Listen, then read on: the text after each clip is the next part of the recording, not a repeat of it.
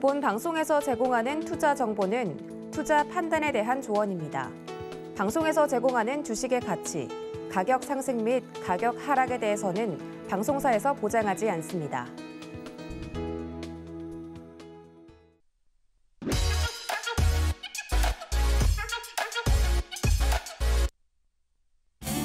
안녕하세요. 주유소 1부에 이어서 주유소 2부도 힘차게 인사드립니다. 저는 진행을 맡은 이혜은이고요. 자, 어제 전기요금과 가스요금 인상안이 발표되는 그다지 달갑지만은 않은 상황이 벌어졌습니다. 자, 그런데 이런 상황에 더해서 지금 휘발유, 경유 가격도 정말 천정부지로 치솟고 있는데요. 지금 자차 끌고 다니시는 분들 부담이 상당히 크실 걸로 예상이 됩니다.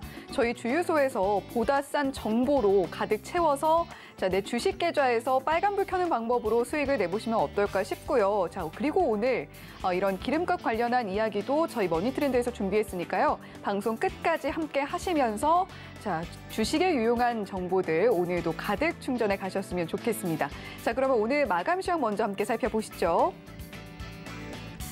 자, 오늘 양시장 마감 지수는 엇갈렸지만 우리 시장 지난주 힘들었던 것에 비해서 잘 버텨주고 힘도 내주고 있습니다. 오늘 코스피 지수는 0.84% 오른 2,422.09포인트로 마감했는데요. 지난주만 해도 2,300선이 위태로운 상황이었는데 3거래일 연속으로 강하게 반등하면서 2,400을 웃돌고 있습니다. 자, 상승 출발했던 코스닥은 0.14% 하락한 769.51포인트로 거래를 마쳤습니다. 이어서 양시장 수급 동향도 보시죠. 먼저 코스피 수급 동향입니다. 오늘 코스피 상승은 개인이 이끌었는데요. 1,059억 원 매수했고요. 기관과 외국인은 각각 885억 원, 354억 원 매도하는 모습 보여줬습니다. 이어서 코스닥 투자 동향도 보겠습니다. 코스닥 시장에서도 역시 개인 매수세만 들어와 줬습니다. 2,705억 원 매수했고요. 기관이 318억 원, 외국인은 2,332억 원 매도세 나타냈습니다. 자, 이렇게 오늘 마감 시황 짚어봤고요. 시장을 움직인 머니 이슈로 이어가 보도록 하겠습니다. 자, 바야흐로 군비의 경쟁을 넘어서 식량, 나아가서 에너지도 무기가 되는 세상입니다. 에너지 안보라는 단어 더 이상 낯설지가 않은데요. 자원이라는 강력한 무기를 쥐고 전쟁을 일으킨 러시아로부터의 에너지 독립을 모색하고 있는 유럽연합. 이유는요. 현지 시간으로 27일 구체적인 목표치와 함께 2030년까지 전체 에너지 소비량 가운데 신재생 에너지 비중을 40%로 설정하기로 합의했다고 하죠. 전쟁으로 석탄이나 가스 가격이 오른 데다가 꾸준한 환경 이슈 역시 신재생 에너지에 더 많은 시선이 쏠리는 이유가 되고 있습니다. 자, 우리 시장에서도 최근 단기간에 양지수가 10%가량 빠지는 동안 신재생 에너지 관련주만큼은 꾸준히 선방하는 모습 보여줬는데요. 자, 어떤 종목들 눈여겨보면 좋을지 오늘도 머니트렌드와 함께 살펴보시길 바라겠고요. 자, 계속해서 다음 이슈 살펴보도록 하겠습니다. 자, 석탄, 가스 가격이 고공행진하기 전에 일찌감치 가격이 천정부지로 솟았던 게 바로 유가입니다. 그나마 다시 안정세를 찾고 있지만요. 길을 오가면서 스치는 주유소에 적힌 기름값을 보면 높은 가격의 안정은커녕 심장이 쿵쾅쿵쾅하는 모습 느껴지실 겁니다. 자, 한국석유공사 유가정보서비스 오피넷에 따르면 28일 기준, 오늘 기준이죠. 전국 주유소의 휘발유와 경유 평균 판매 가격 리터당 각각 2,137.75원, 2,207.37원이었습니다. 저도 당황해서 말을 더듬게 되는데 그만큼 정말 높은 가격이 형성되고 있습니다. 자, 이렇게 휘발유, 경유 등 석유 제품의 가격이 고공행진을 이어가면서 정제 마진도 사상 최대치를 경신하고 있는데요. 신재생 에너지의 부각에도 석유 제품에 대한 수요는 굳건한 지금. 자, 우리 투자자분들은 어떻게 대응하면 좋을지 오늘 방송도 끝까지 함께해 보시기 바랍니다. 본 방송에서 제공해드리는 정보는 투자 판단에 대한 조언일 뿐 해당 종목의 가치와 수익률을 보장하지는 않는다는 점 말씀드리면서 머니트렌드 출발해 보겠습니다.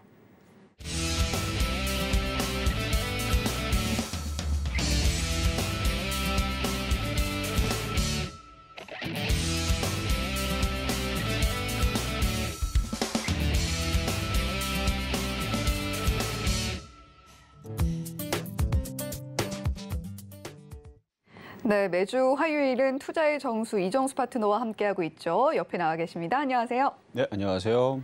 네, 파트너님, 그래도 이번 주 지난주만큼 힘들진 않은데 우리 시청자 여러분들께 또 한마디 해주시고 시작하시죠. 네, 뭐 지난주뿐만 아니라 지지난주 6월 2일서부터 현금화 대응을 말씀을 드렸었는데 네. 지난주 금요일 날에서는 이제는 매매가 가능하다라고 얘기를 방송에서 아침 했습니다. 녹화 방송 당연히 있으니까 찾아보시면 되고요. 그래서 지난주 금요일 날에는 이제 선수들이 매매할 수 있는 구간이다. 이거 많이 빠졌다는 얘기죠. 그래서 그날서부터 해서 지금 3일 연속 올라오긴 했는데 오늘은 좀 약하긴 했어요. 오늘 코스피가 올라오긴 했지만 어쨌든 지난주 금요일 날에 코스피, 코스닥 반등을 잘 줬고 그러면 어제 월요일 날도 반등을 줬고요. 그래서 어제 월요일 같은 경우에서는 이제 주식을 초보자들도 이제 살 수 있다 말씀을 드렸거든요. 그러니까 이게 당장 급락세로 나오지는 않을 거예요. 근데 오늘 이제 계속 방송하는 과정에서 지금 종목들이 뭐 이쪽 저쪽 테마주들이 뭐 이슈가 되고 있고 다 좋은데 이게 완벽한 바닥을 찍고 또 다시 뭐 상승장으로 계속 올라가거나 그러지는 않을 거예요. 뭐 길어야 뭐 한 달 정도로 보고 있는데 한 달 또 지나면 또 다시 폭락세는 또 찾아옵니다. 길어야 한 달이니까 뭐 짧으면은 뭐 며칠인지는 그거는 뭐 나중에 또 이번 주도 강연회가 있고 하니까 그런 데서 또 들으시면 되는 거고요. 그래서 지난 이제 그저께 이제 일요일 하고 토요일 날 대구 부산을 강연을 갔다 왔는데 굉장히 많은 분들이 찾아오셨습니다. 많이 찾아오신 이유들이 이제 제가 여태까지 시장을 한 번도 틀린 적이 없다 보니까 또 시장이 궁금해서 또 찾아오셨는데 제가 월요일서부터 시장 반등 줄 거니까 주식 사라고 얘기하고 왔죠. 반등 주고 있는 중이고 그리고 지금도 나스닥 선물 양호한 상황이고 거기다가 또 오늘 또 반가운 소식 좀 장중에 하나 또 있었는데 오늘 주제와도 상관이 없지만 삼성전자가 3나노에 대해서 지금 양산을 준비를 하고 있다라는 좋은 기사가 나왔죠. 그렇죠? 기사를 못 찾아보신 분들은 지금 아침에 기사 오늘 한 오후 2시쯤에 나왔을 거예요. 그래서 이제 TSMC를 따라잡을 수 있는 무슨 신무기를 뭐 개발했다 하면서 무슨 뭐 이재용 부회장 사진 나오고 TSMC 뭐 3나노 양산 돌입 30일부터 얼마 안 남았죠. 그런 이 기사가 나왔는데 그럼 과연 우리나라 시장의 이제 흐름들이 어느 정도까지 좋아질 수 있을까? 그것도 궁금하신 분들은 이번 주 주말에 또 강연회가 있으니까 찾아오시면 되겠고요. 어쨌든 간에 지금은 매매 구간이고 지금은 무서워서 종목들을 팔고 도망가는 자리가 아닙니다. 저점 매수하고 패턴주들을 공략해서 수익 내는 구간이다라는 말씀을 드리면서 여기까지 말씀드렸습니다. 네. 자, 이런 이정수 파트너와 함께하고 계십니다. 자, 그럼 본격적으로 이슈 짚어보도록 할게요. 하락장에서 지금 선방 중인 신재생 에너지주들. 자, 최근 에너지 안보가 주목을 받으면서 관련 산업에 대한 전망도 좀 긍정적으로 나오고 있는 것 같아요. 자, 게다가 유럽발 호재성 모멘텀도 있는 상황인데 신재생 에너지 관련주 전망, 이정수 파트너는 어떻게 보고 계세요? 시장이 엄청나게 좋을 때에서는 이게 이제 장기 상승으로 계속 이끌면서 올라갈 수가 있거든요. 네. 근데 지금은 장기 상승으로 보지 말고 그냥 단기성인 모멘텀에 최근에 많이 빠졌던 종목들이 반등을 주고 분위기가 뭐 나쁘지 않은 상황으로 전개가 되니까 물론 신재생 에너지들은 조선주도 많이 빠지지 않았어요. 그래서 몇몇 종목들이 많이 빠지지 않았는데 일단 단기적인 모멘텀에 힘입어서 조금 더 상승할 것 같기는 합니다.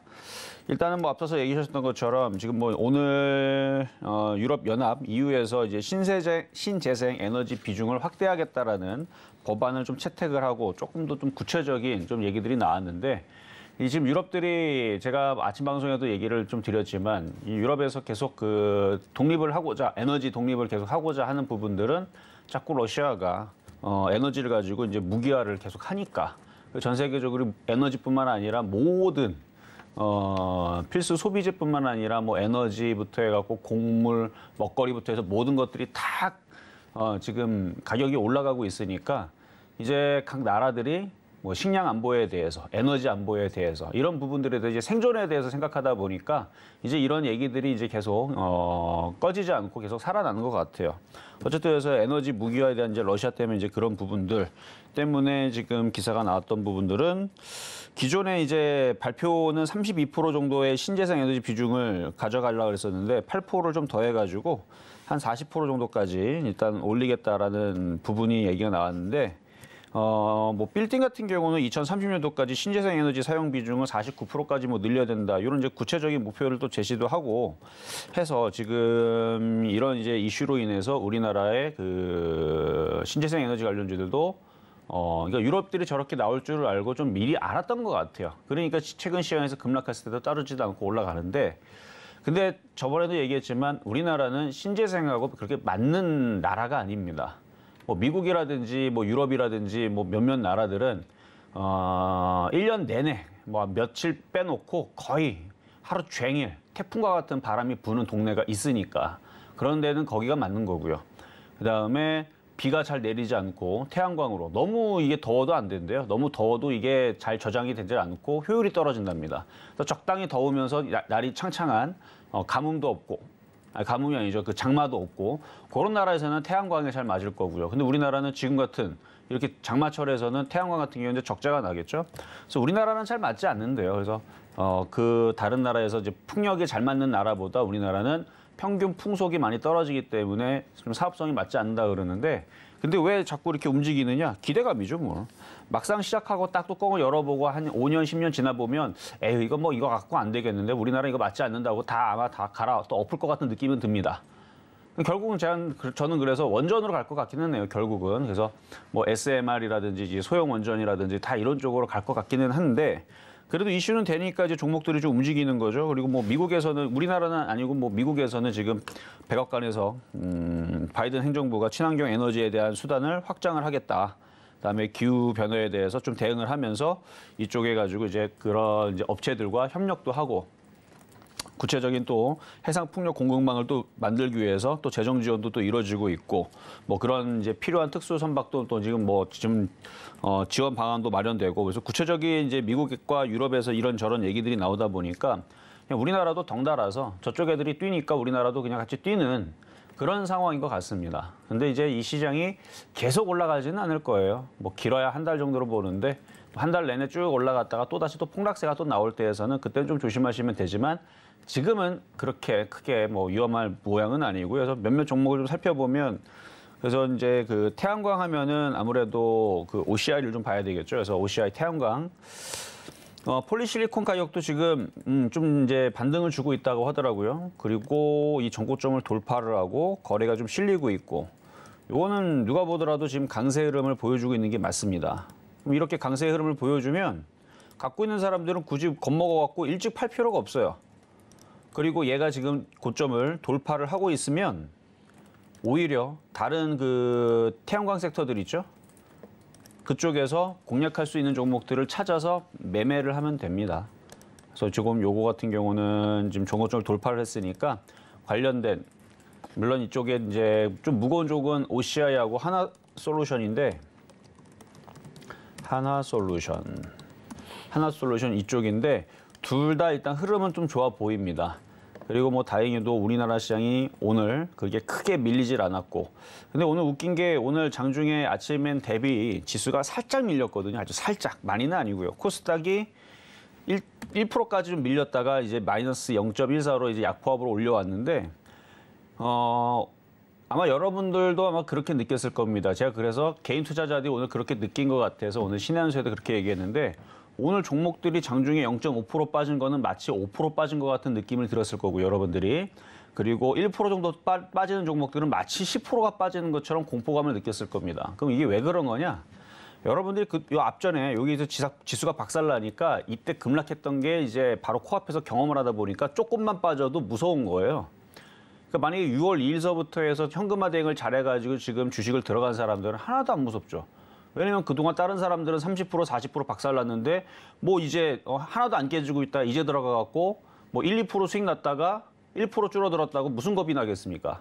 그러니까 지금은 앞에서 자라보고 놀랐던 그 가슴으로 소뚜껑 보니까 지금 자빠져갖고 오늘 겁나갖고 조금 떨어질 때에서 대부분 좀 겁을 먹었을 텐데 아직 그렇게 급락하거나 그런 장의 흐름은 아니에요. 좀 보면은 지금도 마찬가지고. 그래서 오늘 미국 시장도 크게 아마 급락하지는 않을 겁니다. 급락할 거면은 뭐 한 이번 주 다음 주 정도까지는 좀 나쁘진 않을 것 같고 뭐 다음 주 이후에서부터 뭐 미국 시장이 뭐 크게 빠지면 까질까? 그러니까 지금 당장은 크게 빠질 것 같지가 않아서 그래서 시장 흐름도 양호하고 결론은 미국 시장 흐름도 양호하고 국내 시장도 양호하기 때문에 이런 뭐 태양광 섹터에 이렇게 눌림목을 주고 있는 하나솔루션이라든지 전고점을 돌파하고 있는 OCI라든지 이런 종목들은 뭐 급락세는 안 나와요. 급락세 안 나오니까 갖고 있는 분들은 조금 더 욕심을 내고 가져가셔도 좋을 것 같고요. 그 외에서 이제 태양광 말고 이제 뭐 그 풍력주 같은 경우는 오늘 CS CS 베어링이라는 종목이 있는데 이거 같은 경우는 오늘 상한가를 갔죠. 살 수는 없어요. 많이 올라갔지만 이렇게 많이 올라간 종목들은 일단 팔고 다른 쪽으로 순환매로 공략하시는 게 좀 좋을 것 같아요. 뭐 수익이 많이 났으면은 뭐 절반 팔고 나머지는 욕심을 내도 되는데 뭐 계속 갖고 가기에는 조금 그럴 것 같고, 그다음에 또 종목이 뭐 CS 윈드도 있고, CS 윈드도 풍력주인데요. 요거 같은 경우는 뭐 나쁘지 않은 것 같아요. 오늘 거래 실리고 천량봉 떴고. 그러니까 요런 애들은 좀 공략을 좀 해봐도 될 것 같습니다. 매매적인 관점에서. 그러니까 장기 투자로 이렇게 쭉 갖고 갈 생각하지 마시고 뭐 적당히 뭐 6만 원에서 6만 5천 원 1차, 2차 목표치를 보면서 단계적인 매매 접근이 가능할 것 같고요. 뭐 그 외에서도 뭐 효성중공업, 유니슨 뭐 이런 종목들이 있는데 유니슨, 효성중공업 뭐 이런 종목들도 오늘 양봉이 뜨고 거래가 실리면서 일단 풍력주, 신재생 에너지에 대한 기대감을 높이면서 움직이고 있고 흐름도 괜찮고 차트 모양도 좋고 다 좋아요. 하지만 이거를 정말로 믿고 장기 투자하기에는 쉽지는 않다. 왜냐하면 결국은 장기 투자했다가는 당장 한 달 뒤에 폭락세를 아마 참지를 못하고 급락을 할 겁니다. 그럼 여러분들 잘 생각해 보면 최근에 로봇 관련주들 막 이슈 터지면서 막 인공지능 AI 관련주하고 막 급등했죠. 어떻게 됐죠? 지금 고점에서 쭉 다 떨어졌죠. 뭐 휴림 로봇, 로보부터 해서. 그리고 저 앞쪽에 보면은 메타버스 관련주들 그렇게 좋다고 난리를 치더니 지금 다 어떻게 돼 있어요? 고점 대비 아마 70% 빠졌을걸요? 고점 대만 박살이 났을 텐데 그게 다 기대감이 올라갔다 기대감이 떨어지니까 그게 떨어진 겁니다. 과거에 10년 전에도 있잖아요. 태양광 이거 미래 뭐 성장 동력이니 어쩌니 좋은 얘기 다 해놓고 풍력도 마찬가지. 10년 전 그랬는데 그 걔네들 다 어떻게 됐느냐. 몇몇 애들은 남았고 몇몇 애들은 상장 폐지 당하고요. 그때 떨어질 때 이유가 무슨 중국에서 뭐 난리하면서 오니까 뭐 그 돈도 안 된다, 뭐도 안 된다. 그다음에 뭐 효율이 떨어진다 그러면서 떨어졌는데 앞으로도 한 몇 년 뒤에 또 지나면 또 그런 얘기 또 나올 겁니다. 우리나라는 뭐 이제 실적이 맞지 않는다. 우리는 뭐 가뭄이 아니고 장마 때는 뭐가 적자가 나고 뭐가 나고 뭐 효율성이 떨어지니 어쩌니 차라리 그럴 거 하는 것보다는 새로운 에너지 자원을 또 그렇게 또 개발을 하거나 기술력이 또 받쳐주면 모르겠는데 현재로서는 그냥 기대감에 움직이는 그런 테마주가 아닌가. 그래서 단기적으로는 좋아요. 단기적으로 뭐 일주일, 2주일 정도까지는 무지하게 좋아 보이는데 이거를 뭐 한 달, 두 달, 석 달 계속 끌고 가면서 내년까지 보기에는 쉽지 않을 것 같다라는 말씀 드립니다. 네, 국내보다도 대외적으로 유럽과 미국에서 꾸준히 이야기가 들려오고 있는 신재생 에너지 이슈들입니다. 자, 다만 이 흐름이 길게 가지는 않을 걸로 보고 계시기 때문에 장기 투자 관점으로 접근하기엔 무리가 있다라고 보고 계시고 벌써부터 미리 지나치게 조심할 필요는 없다라고 정리를 해주셨습니다. 자, 미래부터 조심할 필요가 없다고 이야기를 해주셨으니까 또 여쭤보겠습니다. 네. 최근에는 또 전력 설비 그리고 전선주 이런 에너지 인프라 관련주들도 좀 핫한 편인데 어떤 종목들 눈여겨봐야 할지 또 조언을 좀 듣고 싶네요. 이미 지금 이제 윤석열 대통령이 이제 지금 해외 원전 이제 세일주도 하고 있고 여러 가지 경제 이제 협안에 대해서 얘기를 이제 하러 이제 나가 계시는데 네. 그래서 아마 그 이슈로 인해 가지고 아마 전선 테마주뿐만 아니라 뭐 신재생 관련주들부터 해갖고 뭐 여러 가지 인프라 관련주들이 조금씩 움직이고 있는 건 사실이에요. 근데 이게 거의 이 순방 일정이 7월 그러니까 6월 30일에 거의 마무리가 되고 늦어도 7월 1일까지는 이게 끝날 거기 때문에 이 재료 소멸이 됐을 때에서 과연 이슈가 얼마나 그러니까 뉴스를 한번 봐보세요. 뉴스가 아침부터 저녁까지 그 얘기로 도배를 하면 7월 초부터 계속 움직일 수 있습니다. 근데 도배를 해야 돼요. 여러분 틀어봤더니 무슨 올림픽 하듯이 무슨 뭐 경기 하듯 올림픽 하면 한 일주일에서 한 2주 동안은 계속 시끄럽게 계속 그거 중계해 주죠. 그런 것처럼 일주일, 2주일 계속 그거에 대해서 막 모든 언론사가 막 극찬을 하고 찬양을 하고 난리를 치면 그 테마주들은 일주일, 2주일은 더 강하게 움직입니다. 근데 딱 순방이 딱 끝나고 나서 딱 돌아왔더니 얘기는 다 사라지고 뭐 기사도 안 나오고 뭐 이래버리면 당연히 재료 소멸로 움직이지 않겠죠. 그러니까 지금에서 뭐 이거를 뭐 전서 관련주들 뭐 원전 테마주들 다 엮여 있는 건데 이거를 뭐 당장 지금 여기서부터 얼마나 많이 갈 거냐 이거는 솔직히 좀 가봐야 알 것 같고요. 지금 당장으로는 이제 원전 테마주 이슈보다는 그래도 전선주들은 이 여름에 그 전력난이라든지 이런 부분들 때문에 이슈가 새롭게 좀 만들어질 수 있을 것 같아요. 왜냐면은 기사를 보면 어제 지금 일본 같은 경우는 이제 40도를 육박하는 기록적인 지금 더위를 6월 달에. 그러니까 일본에서도 지금 일본 내에서도 지금 난리예요.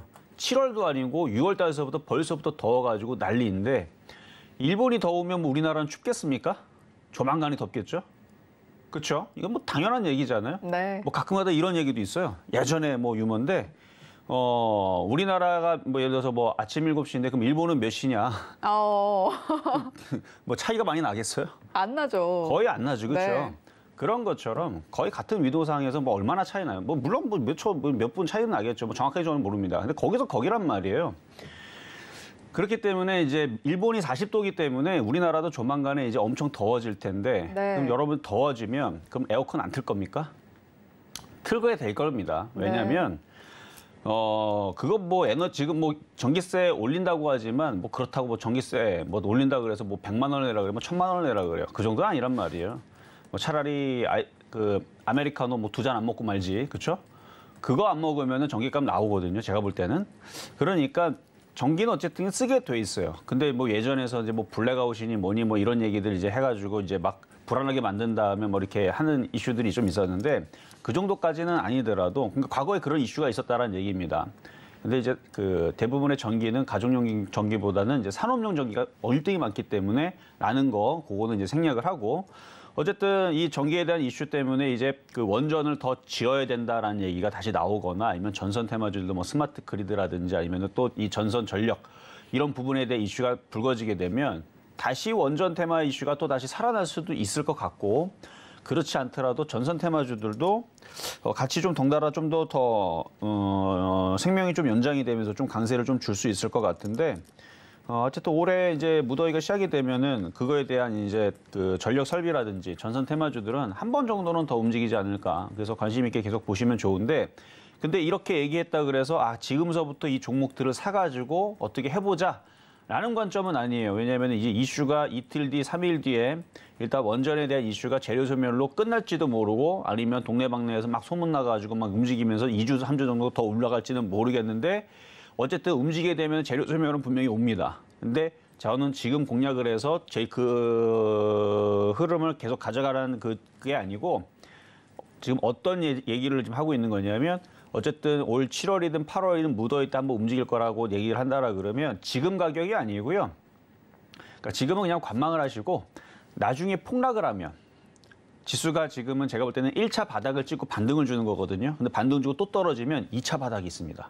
그러니까 지하실 밑에 더 큰 지하실이 있어요. 글로 떨어졌을 때에서 좋은 종목들 더 싸게 사는 기회가 나올 텐데 그게 뭐 7월 달에 나올지 8월 달에 나올지 9월 달에 나올지 그것까지는 저도 모르겠는데 다시 한번 빠지긴 할 겁니다. 그때에서 원전 테마주들이라든지 아니면 전선 테마주들은 그때에서 정말 주워 담아야 될. 왜냐하면은 아까 전에도 이제 지금 뭐 2030년도까지 뭐 전 세계에서 신재생 에너지는 뭐 어떻게 키울 것이고 뭐 늘릴 것이고 우리나라도 어쨌든 저탄소로 가야 되고 그 신재생으로 가긴 가야 되거든요. 근데 신재생으로 태양광이라든지 풍력으로 가기에는 너무 이게 그 효율성이 떨어지다 보니까 그럼 결국 제가 볼 때는 다 원전으로 다 돌릴 것 같은데 급해서라도 그러면 그 돌릴 때에서 그 종목들의 이슈가 앞으로도 뭐 3년 뒤, 5년 뒤, 10년 뒤도 계속 된다라고 그러면 그 좋은 종목들을 싸게 사는 게 중요하잖아요. 그러면 향후에 한 달 뒤든 2달 뒤든 3달 뒤든 지수가 완전히 폭락을 해가지고 여러분들이 그동안에서 최근에 급락했었던 것보다 더 큰 폭락이 한번 찾아오게 되면 그때에서는 원전 테마주들을 주워 담는 겁니다. 그런 관점에서 얘기를 했다 그러면 딱 맞다. 그래서 만약 지금 움직이는 원전 테마주들은 그냥 소소하게 단타거리로 그냥 매매를 하시면 돼요. 이슈는 아직 있으니까. 그래서 지금은 어떤 종목, 모든 종목도 다 좋아요. 다 좋은데 일단 단기적인 매매 관점이라는 것만 말씀을 드리면서 뭐 나중에 뭐 보성 파워텍이라든지 뭐 한신기계라든지 아니면 한전기술이라든지 도대체 그럼 어디서 사야 되냐고 물어본다라 그러면 지금 자리에서 이만큼 빠졌을 때, 그러니까 지금은 안 빠져요. 지금은 오히려 이만큼 올라갑니다. 올라가니까 지금은 걱정 안 하더라도 나중에 봐봐요.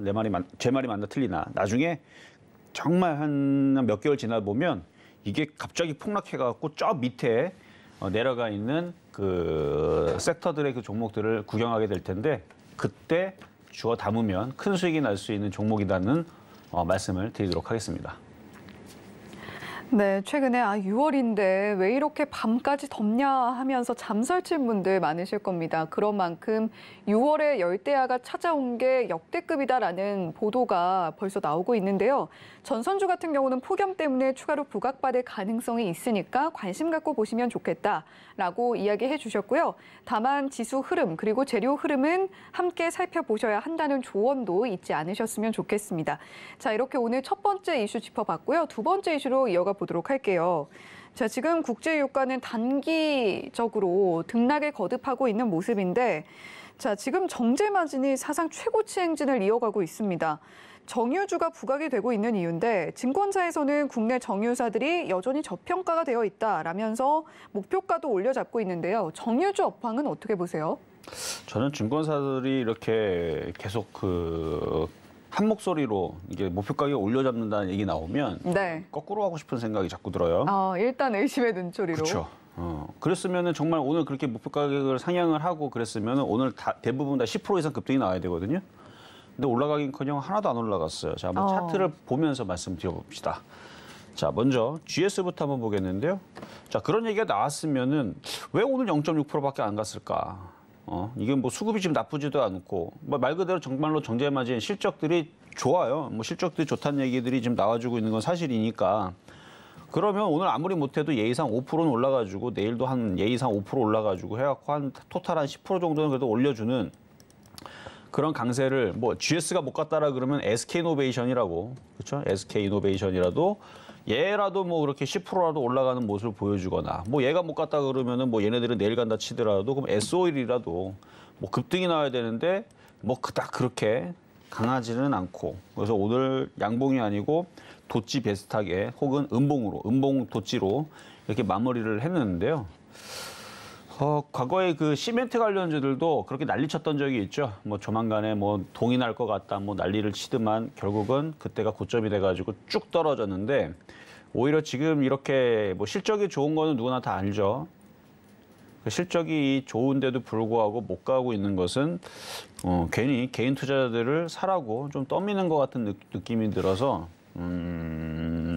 오히려 이런 이슈에 반등이 없는 것을 조금 이슈를 조금 더 세세하게 좀 살펴봐야 될 것 같고요. 그리고 수급을 좀 보게 되면은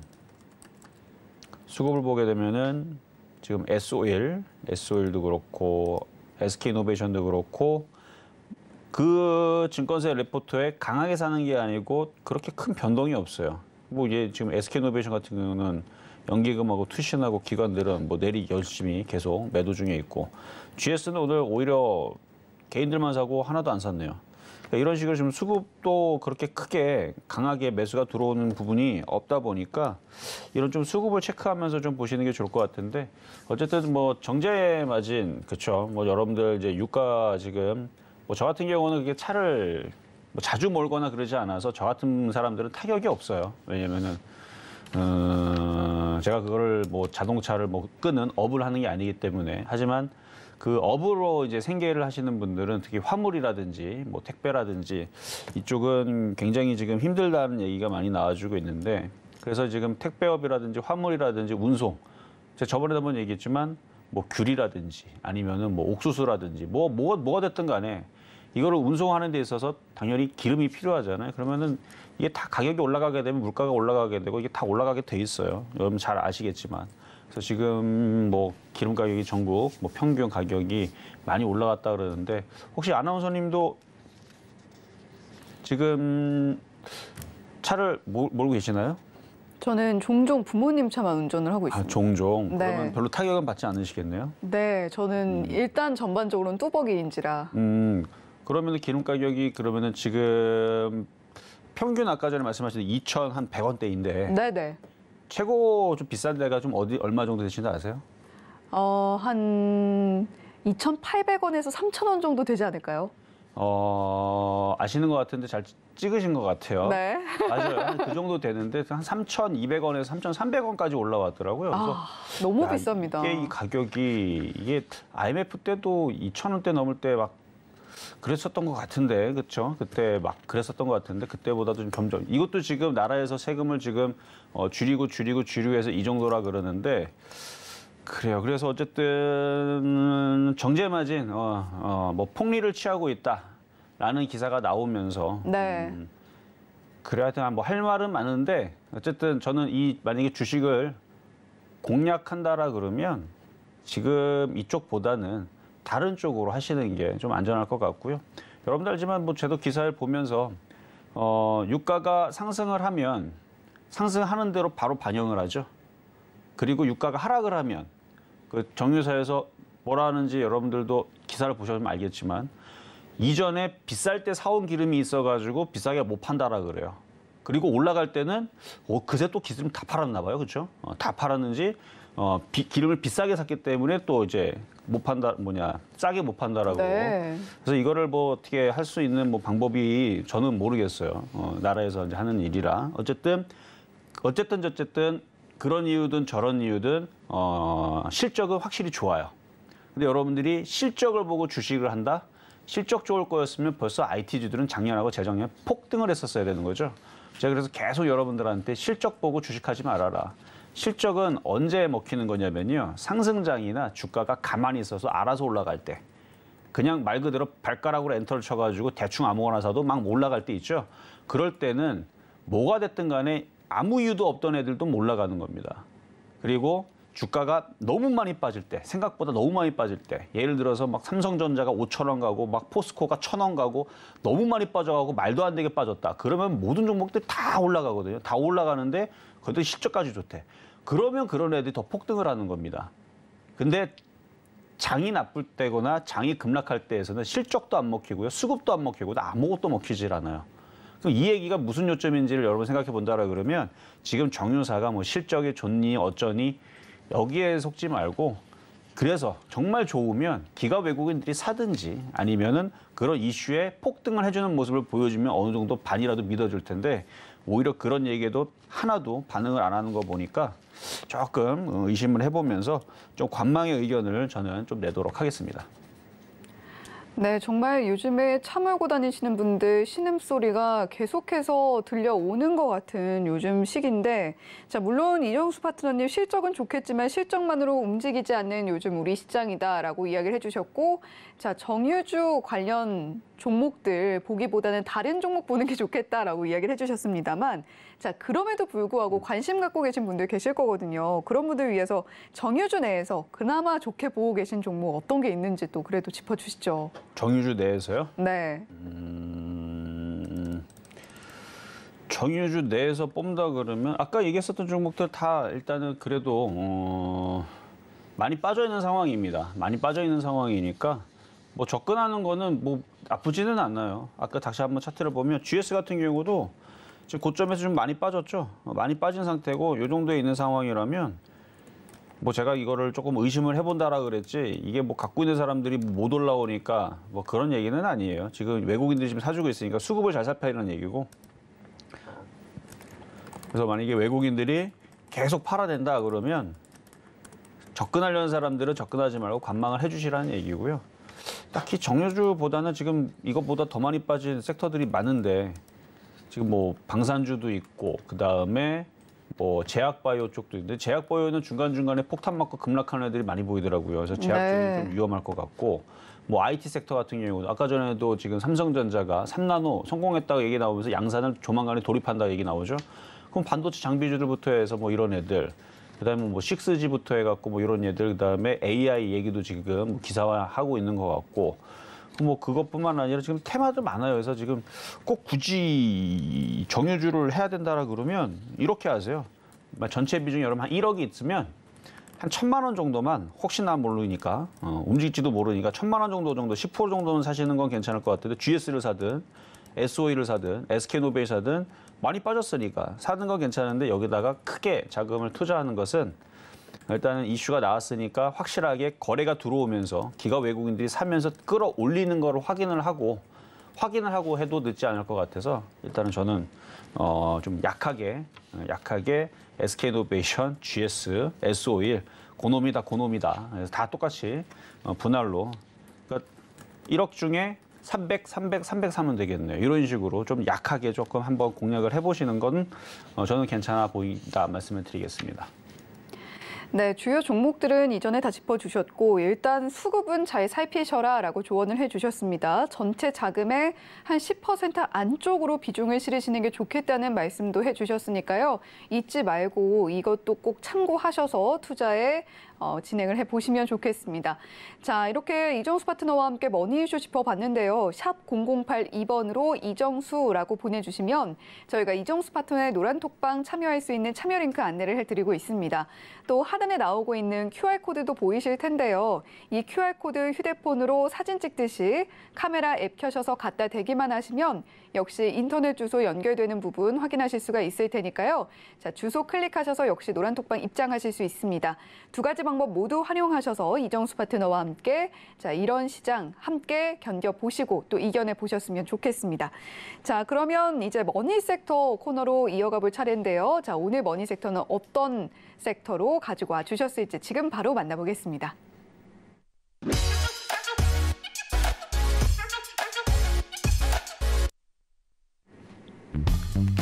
네, 오늘의 머니 섹터는 방위산업 관련주입니다. 앞서서 방위산업 관련주 이야기를 해주신 이유가 있었네요. 오늘 3.28% 상승 나와줬습니다.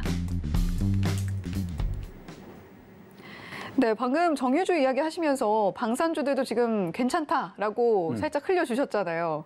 그렇죠. 네. 오늘 이제 방산주를 가지고 나왔던 이유가 이제 방산주들은 이제 이슈에 맞춰서 정말 강하게 움직였거든요.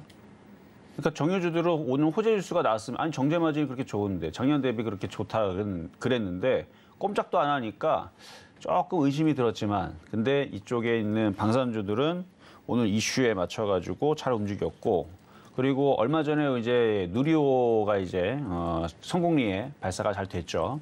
그래서 전 세계에 우리나라의 엄청난 기술력을 보여줬고 뭐 일본은 뭐 한 40년이 된다고 했나? 어쨌든 예전에 한번 성공한 적인데 그게 다 미국 기술이고 미국 제품이고 그런 걸로 한 거고 걔네들은 혼자서 못 해요. 근데 우리나라는 독자적으로 했다라는 이게 엄청난 건데 어쨌든 지금 중국도 그렇고 일본도 그렇고 우리나라 누리호의 성공에 대해서 그렇게 대대적인 보도를 안 한답니다. 왜냐면 자기네들이 이제 자존심에 스크래치가 났는지 뭐 그런 것 같은데 이게 이제 그 로켓을 안에다가 인공위성을 놓고 발사를 하면 이제 우주항공 뭐 이런 쪽으로 이제 그 우주선이 되는 거나 아니면은 뭐 로켓이 되는 거나 뭐 이렇게 되는 거지만 거기다가 이제 이거를 로켓을 비행기에 장착을 하면 뭐 비행기 이제 로켓이 되는 거고 미사일에 장착하면 미사일이 되는 거고 그래서 이 기술력으로 이게 어마어마한 이제 우리나라의 그 큰 기술력으로 이제 그 국방에 당연히 큰 기여를 하겠죠. 뭐 없는 얘기를 하는 게 아니고 이게 다 알려진 사실이니까. 그래서 지금 우리나라 이 방산 기술도 지금 엄청나게 이게 비약적으로 이제 많이 진보를 하게 된 건데 그러면 이 부분에 대해서 우리나라의 이 큰 기술을 다른 나라들이라든지 뭐 중동이라든지 아니면 유럽이라든지 뭐 다른 나라가 그럼 우리나라의 방산 기술에 대해서 모르겠습니까? 당연히 이 모든 분야에서 걸쳐서 이제 뭐 엔진까지도 뭐 로켓 엔진까지도 이 부분들 인정을 하고 그럼 다른 기술에 대해서 다시 한번 더 들여보게 되고 뭐 항공이라든지 잠수함이라든지 뭐 아니면 뭐 전차라든지 그러니까 기존에도 알고 있었지만 야 한국이 전 세계에서 잘 못하는 이런 분야도 하는구나 이거 더욱더 한번 다시 더 저는 돌아보는 계기가 좀 됐다고 생각이 되거든요. 어쨌든 이 방사는 앞으로도 계속 실적들은 계속 좋게 좀 쌓여질 텐데 일단 지금 당장 그 윤석열 지금 대통령께서 폴란드와 이제 방산 세일즈 외교에 대한 이제 기대감이 지금 하고 있는데 이게 벌써 6월 달에 이미 얘기가 나왔던 부분이에요. 그래서 6월 달에 어떤 얘기가 나왔었냐면 그러니까 그냥 우리나라 정부하고 폴란드하고 이제 그 K2 전차 이거에 대한 이제 그 수주에 대해서 얘기가 있었는데 아직 폴란드 쪽에서 확답이 없었습니다. 근데 이번에 윤석열 대통령이 가서 이번에 폴란드랑 이제 접촉을 하죠. 그러면 이 얘기를 잘 이렇게 해가지고 하게 되면 그게 6월 초에 나왔던 게 한 3조 정도 계약이 성사될 경우 K2 전차 180대 생산을 요청을 했던 게 지금 내용이 나와 있어서 이게 만약에 성사될 경우에는 3조 원 정도를 좀 초과할 것으로 일단은 기사가 좀 전해졌는데 근데 이게 6월 8일 날에 나왔던 기사거든요. 6월 8일 날에 이런 이제 언론 보도가 사실 조금 나왔었는데 폴란드 정부와 협의 중에 있으나 아직까지는 확정된 사항은 없다고 이렇게 공시를 했어요. 근데 이번에 이제 이틀 뒤에 이제 그런 수주 얘기가 나오게 되면 그럼 처음은 아니죠. K2 전차 이번에 뭐 180대 수출하고 뭐 K9은 예전에 수출한 적이 있습니다. K9 같은 경우는 유럽의 명품 자주포로 이제 수출이 자주 되고 했었는데 이 K2 전차 같은 경우도 우리나라 명품 전차인데 이거를 이제 또 유럽 각국 여러 나라에다가 또 수출을 하고 또 성과도 좋고 그러면 이번에 3조지만 이런 것들을 여기저기 중동에 수출하고 여기저기다 이제 수출을 또 많이 하게 되면 이 모이면 또 뭐 몇십 조 되는 거죠 또. 이렇게 해갖고 실적들을 쌓아 올리면서 또 그러면 이 전차는 뭐 10년 내내 뭐 100년 내내 계속 있는 것도 아니고 중간에 고장 나면 또 고쳐줘야 되고 또 고치면 공짜로 고쳐줍니까? 다 기술진들이 가서 다 창정비하고 다 그렇죠? 그러니까 부수적인 또 그런 수익도 계속 있을 거라 앞으로의 그 방산 시장은 점점 커질 게 확실시하기 때문에 그래서 관련주들 좀 잘 보시는 게 좀 좋을 것 같은데 그래서 K 방산 수출 성과는 나달이 좀 계속 더해질 전망이기 때문에 그래서 오늘 방산주들 한번 관심이 없던 사람들도 이제는 조금 한번 보셔도 되지 않을까. 물론 단기적인 관점입니다. 그래서 단기적인 관점으로 좀 말씀을 드린 거지만 장기적인 관점에서는 이것도 마찬가지. 원전과 마찬가지. 나중에 한 달 뒤든 두 달 뒤든 시장이 아주 폭락을 하면 주워 담아가지고 끌고 갈 수 있는 그런 미래지향적인 업종이 아닌가 말씀을 드리겠습니다. 네, 저희 오늘 머니 섹터 방산 관련주 가지고 와 주셨는데 머니 섹터 내 종목 고민도 해결을 해드려야겠죠. 저희가 문자로 미리 고민해 받아봤는데요. 자, 한화 시스템에 대한 고민 남겨주셨습니다. 매수가는 16,900원이고요. 비중은 15%인데 자, 한화 시스템 오늘 흐름 1.8% 상승이 나왔음에도 불구하고 14,150원에 종가 형성이 되어 있기 때문에 우리 시청자님의 매수가에는 많이 못 미치고 있습니다. 한화 시스템은 어떻게 대응하시면 좋을까요? 16,900원이면은 이번에 좀 반등 나오면은 손실을 좀 많이 줄일 수는 있겠네요. 뭐 다행히도 방산주들이 흐름이 뭐 괜찮았어요. 최근에 이제 누리호가 발사된 이후에서 다들 올라갈 줄 알고 이제 방산주들 그쪽을 좀 공략을 하거나 로켓 관련주도 공략을 많이 하신 것 같은데 재료주 물론 떨어졌던 거지만 이게 거기로 끝나는 건 아니고 장기로 보면은 뭐 회사들은 다 괜찮거든요. 그러면 얘도 이번 타이밍에서 한 16,000원 정도로 올라오면 한번 끊었다가 다시 조정받으면 다시 사시는 쪽으로 가시는 게 나을 것 같고 수급을 보면은 최근에 외국인들은 별로 안 팔았고 기관들이 이제 오히려 사고 있어요. 그러니까 최근에 빠졌던 거는 시장이 빠졌으니까 어쩔 수 없다고 치더라도 이번에 반등 주면 한 16,000원까지 올라오게 되면 비중을 좀 줄이는 전략을 가져가시는 게 좋을 것 같습니다. 네, 방산주 흐름이 최근 괜찮았는데 이번에 더 올라주면 한번 비중을 좀 축소하셨다가 다시 눌림목에 왔을 때 재접근하시는 것도 방법이 될 것 같다라고 조언을 해주셨습니다. 자, 이렇게 오늘 머니섹터 방산 관련주 내 종목 고민, 한화 시스템에 대한 고민까지 해결을 해드렸고요. 자, 이렇게 이정수 파트너와 머니트렌드 함께하고 있는데 자, 시장에 대한 예측을 정말 정확하게 해주시고 계십니다. 샵 0082번으로 이정수라고 보내주시면 저희가 이정수 파트너의 노란톡방 참여할 수 있는 참여 링크 안내를 해드리겠고요. 또 하단에 나오고 있는 QR코드 스캔을 통해서도 입장하실 수가 있으니까요. 두 가지 방법 충분히 활용하셔서 노란톡방에서 더 많은 이야기 들어보셨으면 좋겠습니다. 자, 이렇게 머니 섹터까지 이어가 봤고요. 머니 종목은 어떤 종목 가지고 오셨을지 기대가 되는데요. 머니 종목 공개해 보겠습니다. 자, 오늘의 머니 종목은 현대로템입니다. 현대로템 오늘 흐름 보면요. 6.03% 상승하는 흐름 나와줬고 21,100원에 종가 형성되어 있습니다. 네, 오늘 머니 종목 현대로템 가지고 와주셨어요.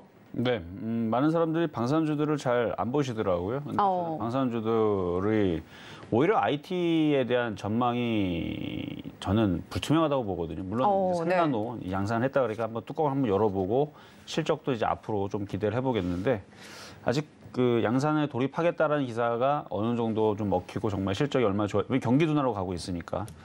그리고 아까 전 말씀드린 폴란드 같은 경우는 이제 그 나토 국들과 이제 러시아의 이제 국경이 이제 맞닿아 있는 그러니까 이제 어떻게 보면은 이제 접경지죠, 접경지. 그러니까 폴란드 쪽도 이제 군사력을 그쪽을 이제 증강을 시켜야 돼. 이제 타이밍이 됐다라고 하더라고요. 그러면 이번 세일즈에서도 K2 전차가 좀 저는 성공할 걸로 예상을 하는데 하겠죠.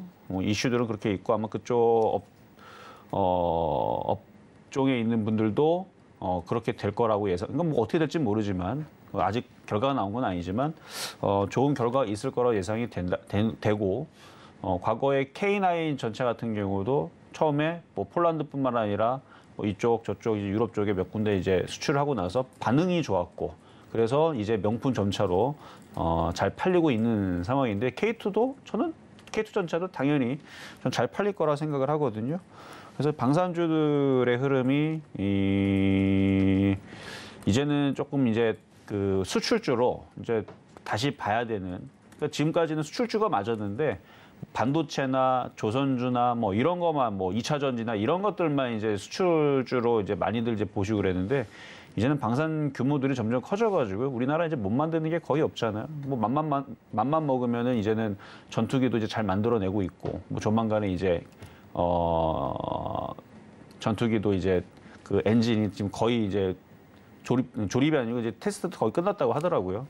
그래서 K21도 이제 조만간에 KF21도 이제 날아다니는 것도 좀 볼 수 있을 것 같고 뭐 등등 해가지고 뭐 전투기, 뭐 항공모함 이제 뭐 항공모함도 이제 만들면은 금방 저는 만들 수 있을 것 같은데 그래서 이 방산 관련주들이 미래지향적으로 볼 때에서는 반도체보다는 어떻게 보면 저는 확실시하게 좀 산업들이 좀 커지는 좀 좋은 상황이 될 것 같아서 좀 주목을 좀 해봐야 될 것 같아서 좀 말씀을 드리는데 관련주들은 뭐 현대로템만 있는 게 아니고 뭐 항공우주, LRG 넥스원, 하나 에어로스페이스 뭐 등등이 있죠. 근데 이제 현대로템 같은 경우는 이제 회사는 이제 철도 사업도 하고 있습니다. 그래서 전동차라든지 뭐 고속철도라든지 철도주로도 엮여 있는 것도 사실인데 전차 전투 차량이 무인, 그 다음에 무인 무기, 그러니까 그런 부분들에 대한 방위 산업 관련주로도 같이 있고 특히 K2 전차를 만들고 있어요, 얘네들이. 그래서 현대로템이 K2 전차를 또 만들고 있고, 그래서 아까도 말씀드렸듯이 폴란드 수출에 대한 기대감을 한껏 가지고 있는데요. 만약에 계약이 성사가 되면은 6월 8일 날의 기사가 한 3조 원 정도를 돌파를 할 것이다, 초과할 것이다 그랬으니까 뭐 그런 이슈로 볼 때에서는 자, 차트를 한번 보면 차트를 보고 잘 접근하면 되겠죠. 현대로템. 그래서 차트를 보면 아까 정유주들도 요 위치에 있었어요. 근데 정유주들은 요 위치에서 기사가 나오고 실적 좋다는데 꼼짝도 안 하지만 얘는 기사에 어때요? 잘 반응하고 알아서 잘 움직이죠? 이래야 되는 거예요. 주식이라는 건. 근데 지금은 이렇게 올라갔으니까 여기서는 쫓아붙지는 못하고 만약에 살짝 조정을 받으면 아니면 세게 조정을 받으면 더 좋죠. 그래서 19,000원에서 18,000원으로 내려오면 웬만하면 사면은 물리지 않을 것 같고 그래서 지금 기관들도 외국인들도 열심히 사주고 있는 상황이니까 그래서 19,000원에서 18,000원 사이로 내려오면은 잘 저점 매수 해가지고 뭐 수익 내는 데는 뭐 어려울 것 같지는 않으니까 그래서 목표 가격은 23,000원 정도로 말씀을 드리고 단기적으로만 말씀드리는 거예요. 그리고 손절 가격은 17,600원 전저점 자리 이렇게만 잡으면 매수 가격 안 들어오면 안 들어올지언정 들어왔을 때에서는 깨지지 않는 그런 좋은 종목인 것 같으니까 현대로템 한번 잘 보시길 바라겠습니다. 네, 오늘 머니 종목 현대로템 가지고 와주셨는데요. 매수가는 오늘 종가가 21,100원인데 매수가는 19,000원에서 18,000원 사이로 제시를 해주셨고 목표가는 23,000원, 손절가는 17,600원으로 제시를 해주셨습니다. 자, 이렇게 오늘 머니 종목까지 만나봤는데 저희 방송 초반에 이정수 파트너님이 지난 주말 강연회가 굉장히 흥행을 했다라고 이야기를 해주셨어요. 자, 그런데 이번에는 또 서울에서 하시잖아요. 그렇죠. 이번 주 토요일 날 여의도에서 합니다. 여의도에서 하는데요. 제가 지난번에 6월 2일서부터 현금화 대응을 잘 해놓으면 좋은 기회가 올 거라고 그랬죠. 근데 지금은 대박 기회는 아니에요. 그냥 1차 바닥을 찍고 반등을 주는 이 구간인데 이 반등이 일주일이 지속이 될지 2주가 지속이 될지 3주가 지속이 될지 그리고 나서 시장은 또 빠질 겁니다. 그때가 이제 진짜 큰 대박 기회가 나올 수 있는 기회가 되는데 그런 부분에 대한 얘기를 좀 해드릴 거고요. 어쨌든 지금은 매매로 열심히 돈 잘 버시면 됩니다. 종목도 많이 빠졌잖아요. 한 40% 빠졌잖아요. 30%, 40%. 그럼 지금 열심히 매매하고 있다가 수익 내고 있다가 이번 주 토요일 날 여의도 강연에 와가지고 어느 때쯤이면 이제 또 조심을 해야 되는지 언제까지 매매에 대해서 매매로 사고팔고를 해야 되는지 이런 얘기들 좀 중요한 얘기들 할 테니까요. 많은 분들 오셔가지고 도움 받으시면 되겠습니다. 네, 그저 바라보기만 한다고 정말 주식 거래 실력이 늘어나는 게 아니기 때문에 이정수 파트너의 무료 오프라인 강연회에서 그 실력 한 번 더 키워보시면 좋겠네요. 참여하고 싶으신 분들 샵 0082번으로 이정수라고 보내주시면 저희가 노란톡방에서 어떻게 참여하실 수 있는지 더 자세한 참여 방법 안내를 해드리도록 하겠습니다. 자, 저희 서울경제TV 주유소는 자본시장 통합법을 준수합니다. 1:1 투자 상담, 유사 수신 행위 등 모든 불법사항 엄중하게 금지하고 있다는 점 안내해드리면서 저희는 여기서 인사드리도록 하겠습니다. 시청해주신 여러분 고맙습니다.